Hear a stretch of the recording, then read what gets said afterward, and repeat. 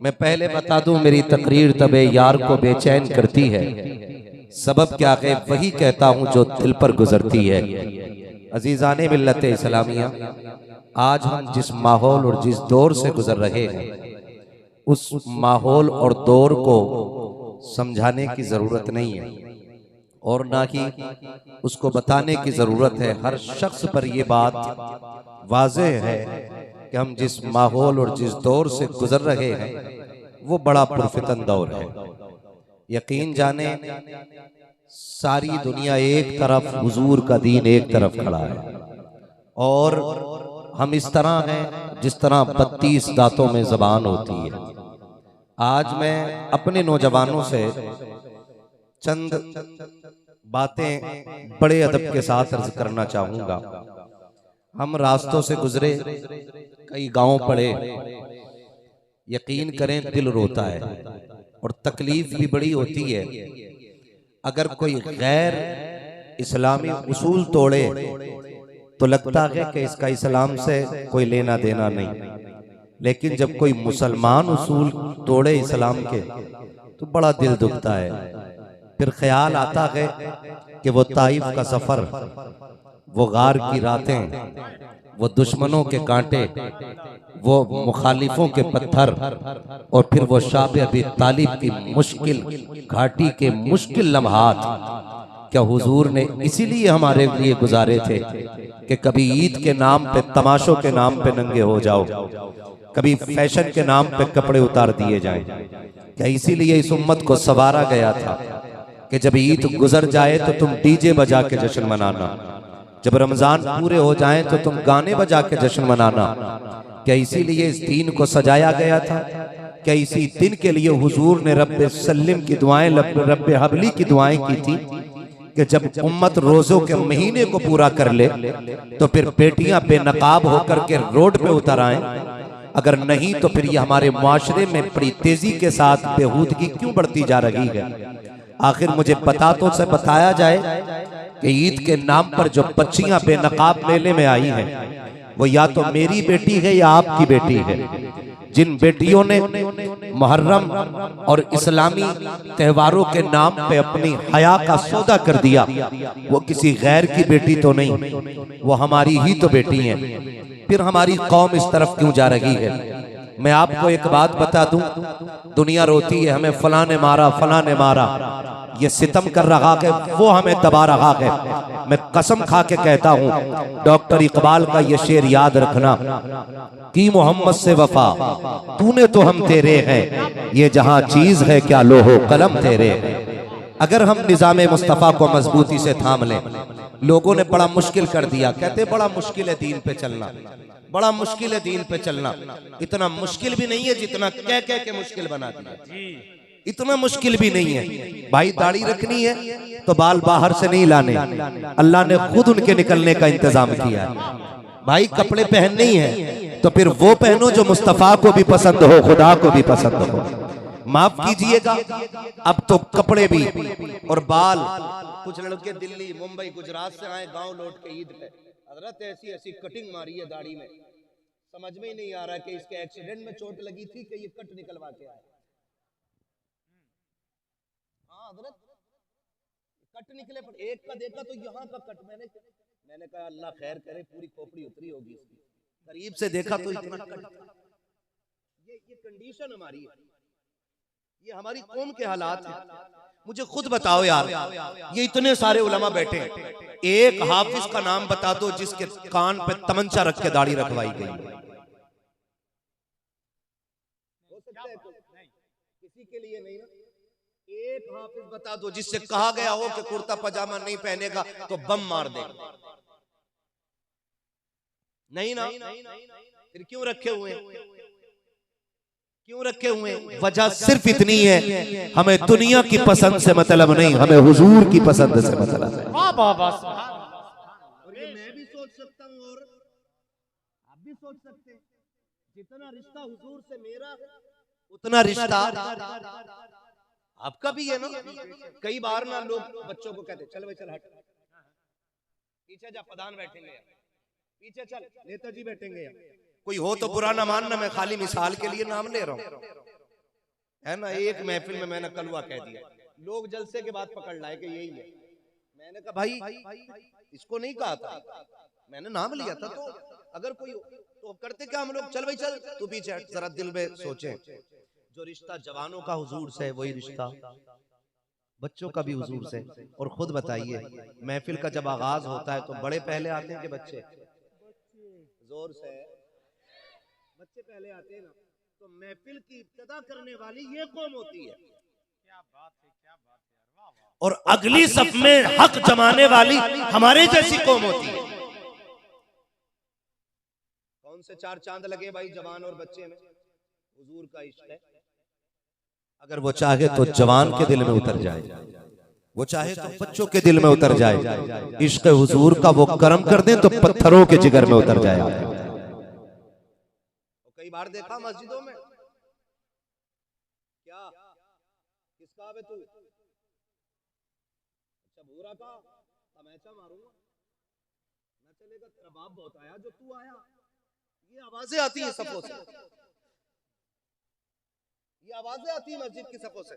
चलो चलो बच्चों को निकालो। हाँ वो बच्चे जिन्हें पाकी नापाकी का शूर, मैं उन बच्चों की बात नहीं कर रहा, मैं समझदार बच्चों की बात कर रहा हूं।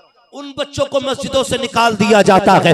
मैं अर्ज करना चाहता हूं मेरे अजीज, खुदा तौफीक दे, आप मस्जिद में जा रहे हैं तो कभी बच्चों को धक्का दे के मस्जिद से ना निकालना, कभी डांट करके मस्जिद से बच्चों को ना भगाना।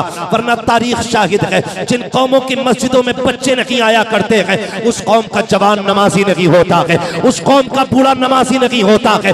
तुम बच्चों को हाथ पकड़ के मस्जिद में लाया करो, फिर इस चीज की जरूरत नहीं पड़ेगी कि ऐलान करके कहा जाए चलो जवानों अजान का वक्त हो गया है, कान पकड़ के लाया जाए। मैं कहता हूं कसम खुदा की, बच्चों को मस्जिद में लाके खड़ा कर दो। जब जवानी आएगी इन्हीं के वजूद से कोई सलाहुद्दीन बनता नजर आएगा, कोई मोहम्मद बिन कासिम बनता नजर आएगा। नारे तकबीर, नारे रिसालत, पैगाम हक कॉन्फ्रेंस, मसलके आला हजरत। लाएंगे इंशाअल्लाह बच्चों को। बच्चों से गुजारिश है मस्जिद में जाना तो शरारत, बच्चे बोले शरारत नहीं करेंगे क्योंकि मस्जिद अल्लाह का घर है। बोले बच्चे किसका घर है? आप याद कर लो मेरे लाल, किसका घर है? जोर से किसका घर है? और अल्लाह के घर का अदब यह है कि वहां जोर से बात करने की भी इजाजत नहीं। शरारत क्या चीज है ये अलग बात है। प्रधान बच्चों के शोर पे बिगड़ जाते हैं, लेकिन खुद चंदे के नाम पे मस्जिद में सबसे ज्यादा जोर से बोलते हैं। देगा कैसे ना, फ्री का इमाम है, वो भी मस्जिद है, आपके लिए भी मस्जिद है, मेरे लिए भी मस्जिद है। आज कौम का हाल ये है कि हमारी मस्जिदों की कंडीशन आप देखें। पहली बात तो नमाज पढ़ने जाते ही नहीं, और अगर चले भी जाते हैं ना तो निगाह बड़ी तंग होती है, बड़ी तंग होती है। कुछ लोगों की तो जगह खास होती है मस्जिद में, यहाँ मैं ही पढ़ूंगा आकर के। आते हैं और कोनी मार के कहते हैं जगह कर, जगह कर, जगह कर। कभी देखो जुमे के दिन आप देखें कुछ खास लोगों को, तजर्बा करके देख लेना, देख लेना तजर्बा करके। घर से आएंगे 15 मिनट लेट, 5 मिनट जमात में रह जाएंगे, पूरी मस्जिद जुमे के दिन भर जाती है। फिर आके कहते हैं हटिए जरा, बचिए जरा, हटिए जरा। लोगों ने देखा 5 टाइम का नमाजी है, जगह देनी शुरू कर दी। मैं कहता हूँ 5 का नहीं, अगर 8 वक्त का भी नमाजी है, इस्लाम इसकी इजाजत नहीं देता है कि तू किसी के कंधे कूद करके जाए, इसलिए कि यह मस्जिद तेरे बाप की जागीर नहीं है, यहाँ पे तेरी हुकूमत नहीं, यहाँ पे सिर्फ खुदा की मर्जी चलती है, यहाँ जोर से बोलने की भी इजाजत नहीं है। ये मस्जिद अल्लाह का घर है। आप हो गए 8 वक्त के नमाजी, हो गए आप 18 वक्त के नमाजी, लेकिन मस्जिद में पहली जगह उसकी है जो पहले आके बैठ जाया करता है, पहली सब उसे दी जाएगी जो पहले आके मस्जिद में अपनी जगह पे बैठ जाएगा। और मेरे अजीज, यहाँ करने की जरूरत नहीं है, यहाँ पे बिगड़ने की जरूरत नहीं है। गर्दन झुका के चल और एक ऐलान याद रख कि ये अल्लाह का घर है। यहाँ पे काले को गोरे पे फजीलत नहीं, गोरे को काले पे फजीलत नहीं, गरीब को अमीर पे नहीं, अमीर को गरीब पे नहीं, कमजोर को ताकतवर पे नहीं, ताकतवर को कमजोर पे फजीलत नहीं। बल्कि हकीकत तो ये है एक ही सब में खड़े हो गए, महमूद आयाज, ना कोई बंदा रहा ना कोई बंदा रहा। वाह वाह वाह, सुभान अल्लाह, सुभान अल्लाह। तो ये ना सोचे हमें नमाजियों पे ही बोल रहा है ये मौलवी। सुन भाई, नमाज अहम इबादत है, नमाज अहम इबादत है। सबसे मजबूत सुतून इस्लाम का है, लेकिन जानता है मेरे नबी ने फरमाया अगर अखलाक अच्छे ना हो तो फिर नमाजें भी मुंह पे मार दी जाएगी।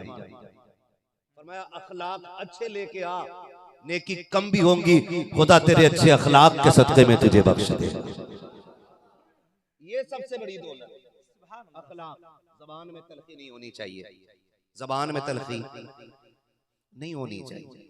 होता क्या है ना, अगर कोई नौजवान जाने लगे ना 5 टाइम की नमाज पढ़ने, कह रहे हैं कुछ ऐसे कर बड़ा मुल्ला बनने आ भाई, अब तो टोपी नहीं उतर रही तेरे सर से।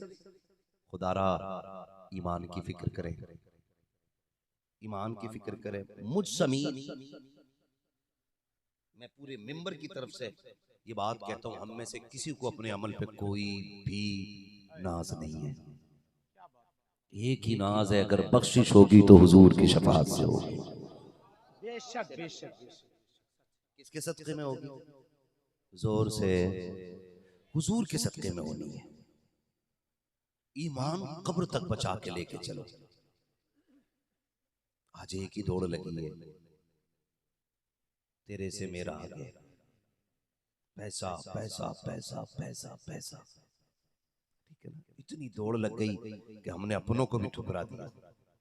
ऐसी दौड़ लगी है, धक्के मार के आगे निकल रहे हैं। सही बता रहा हूं? मुझे एक बात बताओ, ये जो उंगलियां हैं ये मेरी ही है ना? पांचों किसकी है? मेरी है ना? जिसके भी हाथ में उसी की है ना? पड़ोसी की तो उसमें कोई उंगली नहीं है ना? बराबर है ये? बोले बराबर है ये? नहीं ना, कोई छोटी और कोई बड़ी है। अल्लाह ने 5 भाई अगर दिए, उनमें एक भाई एक साइन करके 50 लाख कमा लेता है, दूसरा सुबह से शाम तक ठेला लगाता है, मुश्किल से 300 रुपए की दिहाड़ी करके ला रहा है। अब ये बात बताओ, बंदे किसके दोनों? बोले समझ पा रहे हैं ना मेरी बात? मैं कुछ समझाना चाह रहा हूं। यहां अगर कोई ये सोच के बैठा ना मूड बनाएंगे तो कतई उठ के चला जाए, क्योंकि मैं यहां पे शो करने के लिए नहीं आया हूं, शो करने के लिए नहीं आता हूं।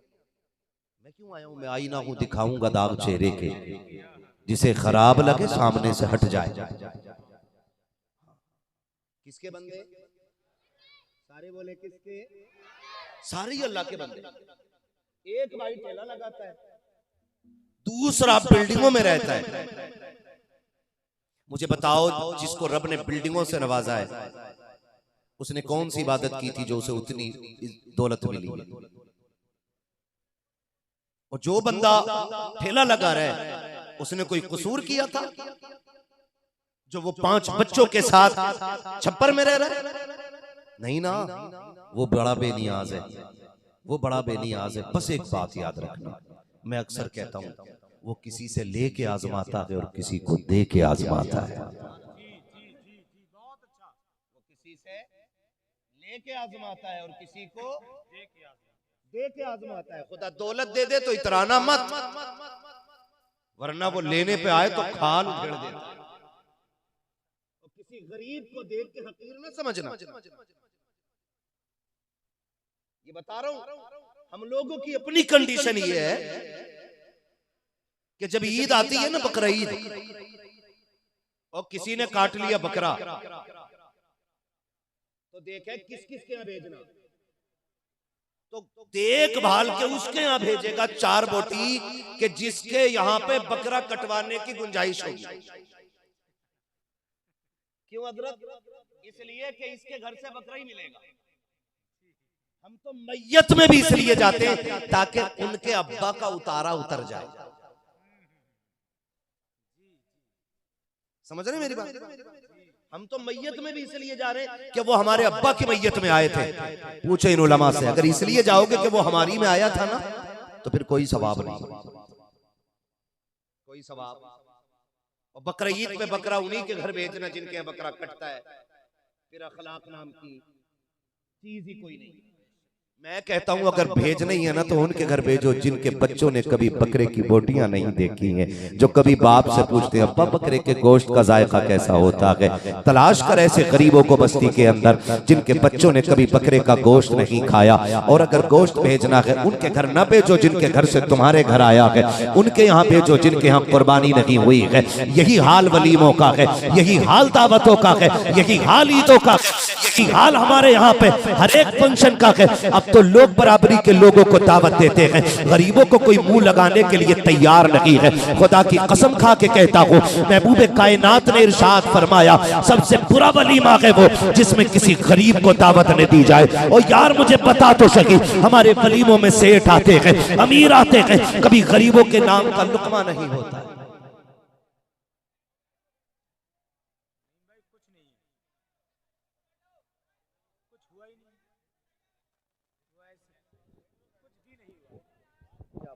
मेहरबानी होगी आप लोग ना खड़े हों, आप लोग ना बैठे। देखो उधर से इशारा आ रहा पीछे से, लेकिन आगे से ना खड़े हो।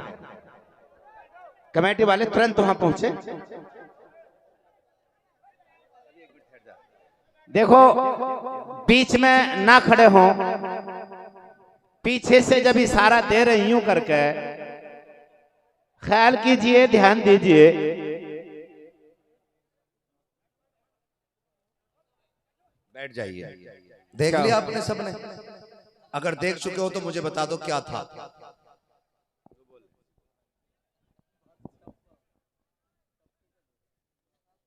टपके का डर है?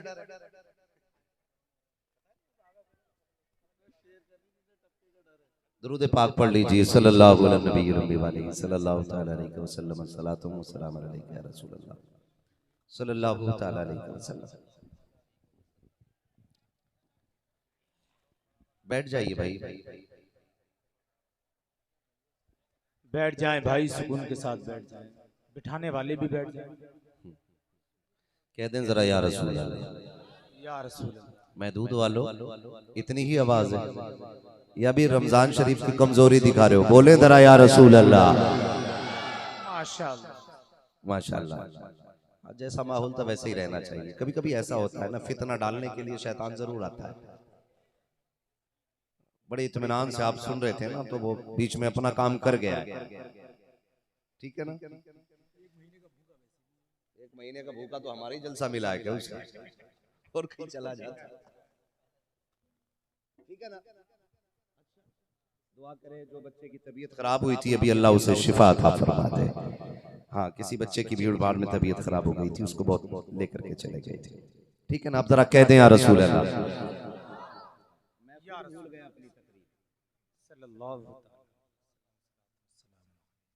तवज्जो है सारे लोगों की? मैं अर्ज कर रहा हूं आपसे कि आप उसको दो जिसे कोई नहीं देता, ठीक है ना? सारी चीजों का हमारा यही माहौल है। वलीमा, दावतें, शादी सिर्फ बात बनाने के लिए हम काम करते हैं, नेकी की नीयत बहुत कम रहती है। हमारी नेकी की नीयत होनी चाहिए हर आदमी। जरूरी नहीं है कि नेकी तभी मिलेगी जब मस्जिद में सब पे बैठा हो, एतकाफ की नीयत हो और किसी से बात न करे, सिर्फ अल्लाह अल्लाह करता हो, तभी नेकी मिलेगी। सिर्फ ऐसा नहीं। फरमाया गया किसान बच्चों की परवरिश की नीयत से, हलाल रोजी की नीयत करके जब खेत की तरफ चलता है ना, अल्लाह उसे उस चलने का भी सवाब अता फरमा दिया करता है। बहुत अच्छा हजरत, अल्लाह करीम है, करीम है। वो हर अच्छी नीयत पे नेकी देता है, वो बड़ा करीम है। तो नीयत अच्छी रखें हम खाली, फिर देखें अल्लाह कितनी बरकत अता फरमाता है। एक दौड़ लगी है भाई, मैं तुझसे आगे जाऊंगा, मैं तुझसे आगे जाऊंगा। और भाई मेरे अजीज, कामयाब वो नहीं है कि जिसने बिल्डिंगें बनाई, बच्चों के लिए गाड़ी बंगले छोड़े, वो कोई कामयाब नहीं है। जिसने जमीनें खरीद के औलाद के लिए डाल दी और इंतकाल कर गया, खड़े होके कहो बड़ा कामयाब बंदा था भाई, कई सौ बीघे जमीन करके गया, कोई कामयाबी नहीं है। कामयाब सबसे ज्यादा वो होता है जो कब्र में ईमान बचा के ले जाया करता है, ईमान बचा के ले जाता है, वो सबसे ज्यादा कामयाब हुआ करता है। है, इसलिए कि सबसे बड़ी दौलत ईमान की दौलत होती है, सबसे कीमती दौलत ईमान की दौलत होती है। याद रखिएगा, दुनिया की दौलत को चोर लूटने के लिए आते हैं, लेकिन वो छोटे छोटे चोर होते हैं। जो सबसे बड़ा चोर है उसे इब्लीस कहा जाता है। वो हमारे पैसे लूटने के लिए नहीं, हमारा ईमान लूटने के लिए आता है। कैसे लूट लेता? आप कहो कि हम आने नहीं देंगे, मेरे अजीज तुझे पता भी नहीं है। चलो कितने घरों में दिखाऊं, ऐसे गाने बजते हैं कि जिस पे नौजवान थिरकता है और कब ईमान का जनाजा निकलता है उसको पता भी नहीं चलता है। ऐसे गानों पे जब नौजवान थिरकते हैं और रक्स करते हैं, कुफरिया गीत और गाने होते हैं जिन पे ईमान का जनाजा निकल जाया करता है, तो खुदा की कसम कोई बताने तक नहीं आता है कि तेरे ईमान का जनाजा निकल चुका है। इसी खामोशी से ईमान चुरा के शैतान ले जाता है।